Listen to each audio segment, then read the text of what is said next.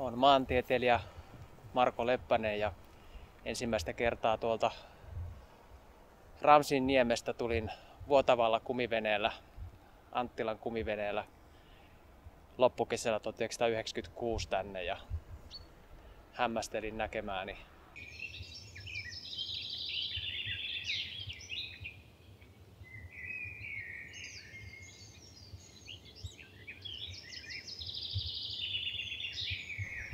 Sen jälkeen sitten testauduin Helsingin saariston luontovalvojaksi ja inventoin 115 saarta ja huomasin, että Vartiosaari on monipuolisin niistä niin yhdessä ehkä niin kuin Vallisaaren ja Villingin kanssa. Mä olen Sari Hartonen ja oon ylimeteorogi ammatiltani. Vartiosaari on oikein kiva lepakkopaikka, että siellä pyörii muun muassa pohjanlepakoita ja viiksareita eli viiksisiippoja, isoviiksisiippoja ja vesisiippaa siellä on myös aika hyvät polut sitten kävellä lepakkopaikasta toiseen. So my name is Oliver Koch-Takalainen. I'm a German artist. I live on the island for almost 10 years and now we have an artist studio here on the island. Mä olen Larjolan Ilkka ja minulla on yritys nimeltä Natura Viva ja me teemme tässä melonta- ja luontoretkiä. Päätoimipaikka on tässä Vuosaaressa Itä-Helsingissä. Mä olen tullut tänne ensimmäisen kerran lehtiä haravoimaan. Olikohan se vuonna 1985.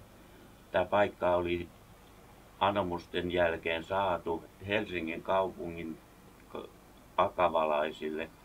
Ja siitä lähtien mä olen täällä tämmöistä talonmiehen tehtäviä ja isännöintiä hoitanut.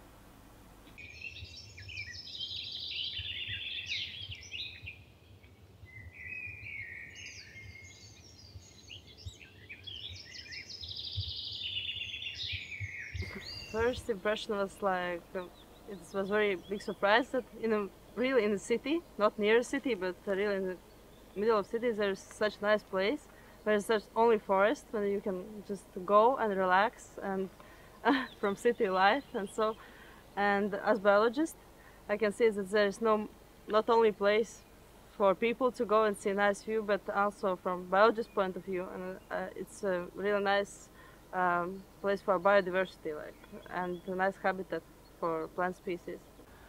I have been in many cities around the world, in New York, Tokyo, whatever, I have never found such an amazing place right in the center of a city. So from an international perspective, this is something really unique and I think that's already enough reason to preserve it.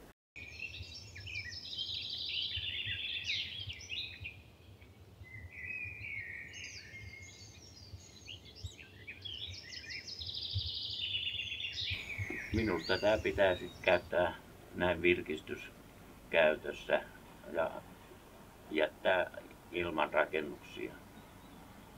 Täällä meilläkin käy näin kesän mittaan näissä meidän tiloissa noin 2500–3000 henkeä.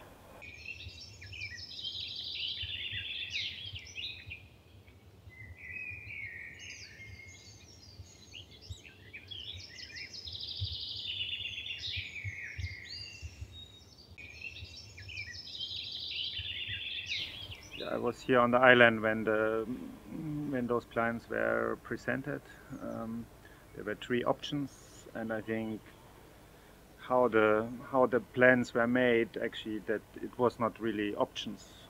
So I think that's my major complaint about the process, that the 3 alternatives presented were not alternatives, because if you build these really expensive bridges and build the infrastructure, you will not have a green area here. So if you make all this infrastructural effort, the only kind of reasonable solution is to make here heavy development.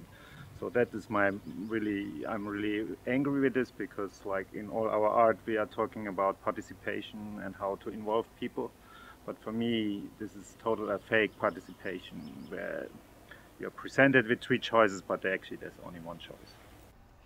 Jos nyt katson maantieteilijän silmin tätä Helsingin lähialuetta ja näen Kehä kolmosen pakettipellot ja pääradan laidan monet pusikoituneet paikat, niin ihmettelen, että miksi niin kuin pitää suunnilleen valtakunnan monipuolisin neliökilometri hakea ja juuri se sitten rakentaa, että edelleen palaan tähän termiin, että lyhytnäköistä. I have been in national parks like here in Nuuksio, in Sipoonkorpi, and I think it's not worse than national park actually. Like I had the same feeling as walking in national park here. Ensinnäkin tämä maisemallisesti täyttää aika lailla kansallispuiston niin kuin kriteerejä, eli tämä on niin kuin luontevaa retkeilyaluetta ja suorastaan sanoisin niin kuin luonnon terveysvaikutuksien hyödyntämisaluetta, koska on korkeatasoinen luonto. Kyllä tämä on semmoinen, että ei ehkä suomalaiset osaa ihan samalla lailla arvostaa tätä saaristoa, kun se on aina ollut tässä. Ja se on semmoinen, mutta että myös suomalaisille, että jos lähtisi tuonne vesille kajakilla tai veneellä tai millä tahansa muulla keinolla, niin ehkä oppisi enemmän arvostaa sitä, mitä tässä on. Vartiosaari tulisi säilyttää rakentamattomana, tai siis sinne ei pidä rakentaa teitä ja taloja. Eli Vartiosaari on arvokas lepakkokohte, eli ehdottomasti tämmöinen niin kuin ykkösluokan kohde, ja niitä ei niin hirvittävästi kuitenkaan Helsingissä ole. Eli se pitäisi avata vähän laajemmalle poppoolle kuin mitä se nykyisellään on, mutta jos sinne aletaan rakentaa vaikka pienikin asuinalue, niin se tuhoaa kuitenkin sen luonnon aika pitkälti. Eli sitä on hyvin vaikea rakentaa sille, että rakennetaan ihan pikkuiseen, koska se vaatii kuitenkin aika kalliit infrastruktuurit, valaistukset, vedet, kaikki tämän tyyppistä.